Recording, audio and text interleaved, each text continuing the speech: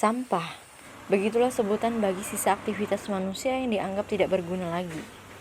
Hingga saat ini, sampah masih menjadi persoalan yang belum dapat dituntaskan secara maksimal. Selain kurangnya kesadaran masyarakat, problem sampah ini turut dipengaruhi minimnya fasilitas pendukung dalam mengatasi masalah klasik ini.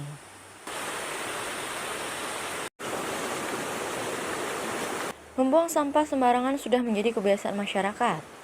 Hal itu ditunjukkan dengan banyaknya tumpukan sampah yang berserakan di pinggir-pinggir jalan maupun sungai yang ada di Kabupaten Lampung Barat.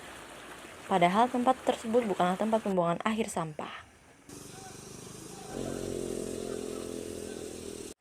Seperti yang terjadi di Pokon Kubu Perahu dan Padang Cahya, masyarakat menjadikan sungai dan tepian jurang sebagai tempat pembuangan akhir sampah.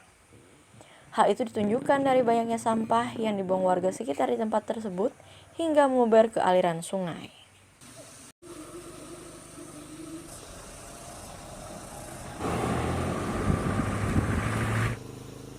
Terlebih sampah yang dibuang dengan cara dilempar saat warga melintasi jalan tersebut seringkali tersangkut di pepohonan.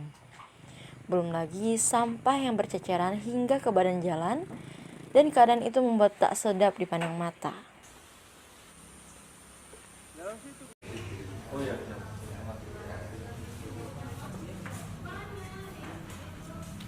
Masyarakat itu sebenarnya pengen buang sampah itu, tapi kan fasilitas yang kita tempatkan siapkan nggak ada.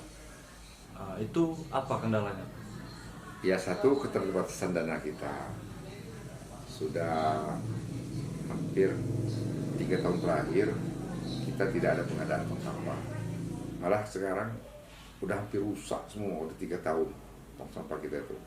Masyarakat merasa untuk apa bayar sementara tong sampah nggak punya, nggak dikasih kan, atau pengangkutnya telat kan. Ya jadi kendala di situ.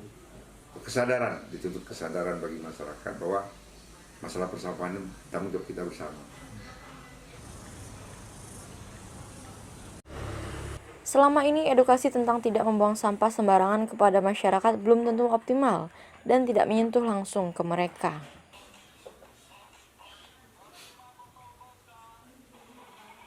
Cara yang lebih optimal dalam mengedukasi masyarakat tentang penanganan sampah itu sendiri harus melibatkan banyak pihak, terutama dari tingkat yang paling dekat dengan warga, yakni pemerintah desa.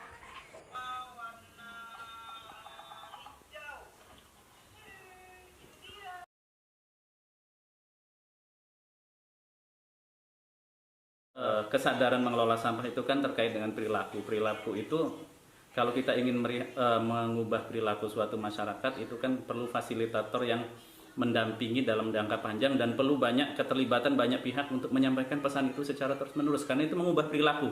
Tidak semudah itu hari ini kita lakukan sosialisasi ibu dan bapak bagaimana mengelola sampah yang baik, bagaimana memilah dan sebagainya. Besoknya kalau kita tinggal ya sudah seperti angin lalu kembali ke perilaku semula gitu.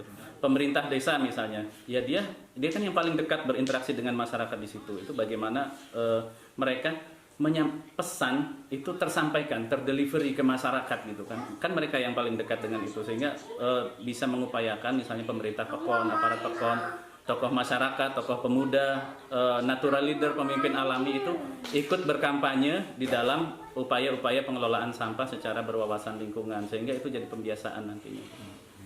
Sekarang proporsi sampah non-organik itu cenderung meningkat karena apa? Setiap kita berbelanja, kita selalu bawa wadah baru kan, plastik baru dari minimarket, dari pasar dan sebagainya. Kita tidak terbiasa membawa wadah sendiri dan itu kan sudah jadi perilaku yang membentuk keseharian kita saat ini. Lagi penggunaan wadah-wadah seperti plastik, styrofoam dan sebagainya yang tidak biodegradable, tidak bisa terdegradasi secara alami itu kan semakin meningkat. Sedotan, kemasan plastik dan sebagainya itu proporsinya semakin meningkat. Nah, itu juga salah satu tantangan yang timbul dalam pengelolaan sampah. Dari Lampung Barat, Sugeng melaporkan.